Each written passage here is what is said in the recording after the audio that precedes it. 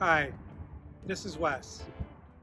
Today I'm going to be talking to you about Trout Brook. The story of Trout Brook starts here at the Mississippi River, where Trout Brook and its twin Phelan Creek joined to enter the waterway of the Mississippi River. Today, that area has been filled in largely for rail, but also for development. In the late 1800s, Josiah Chaney described the wonderful sources and confluences of these streams. The story of Trout Brook actually begins tens of thousands of years ago. If we look at a geologic map, we can see in this area there was an incredible valley carved by glacial melt, of which Trout Brook is only a small portion.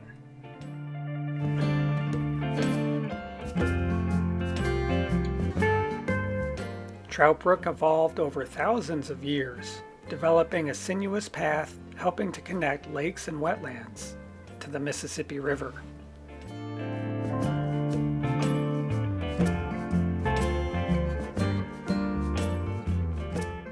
Trout Brook's upper branch is in a valley.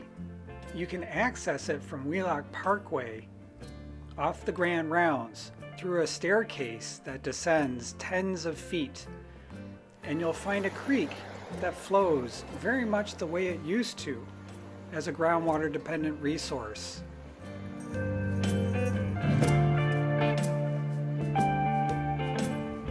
This creek flows to a pond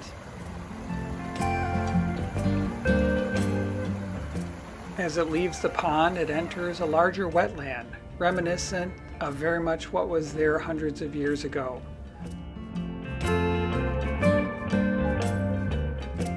It snakes its way through the cattails and towards an outlet structure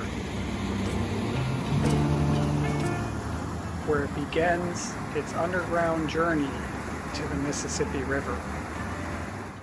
The western headwaters of Trout Brook are from what we call today Loeb Lake. Josiah Chaney described Loeb Lake, and it's an overlooked gem. Historically, as Loeb Lake's outflow made its way to Trout Brook, it also passed through many wetlands. Today, some of these wetlands exist as small fragments, wonderful remnants of the past. These pocket wetlands are some of my favorite resources because they're not touched by stormwater, but remain isolated, misunderstood, and threatened by development.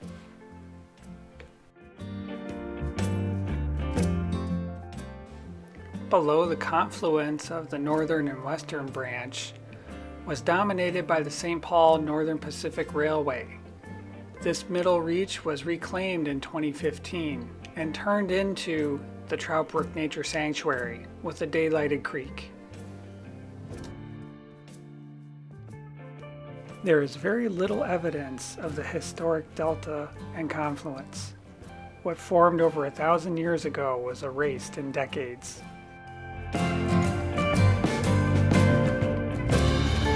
Standing in one of the last open channel segments of Trout Brook as it drains to the Mississippi River.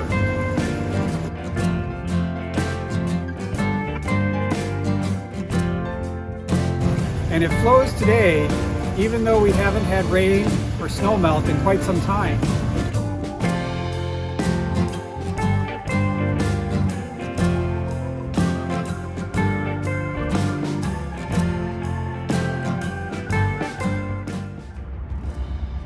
Thanks for joining me today. I hope you enjoyed my story. Please check out my other videos on my channel, and we'll see you next time.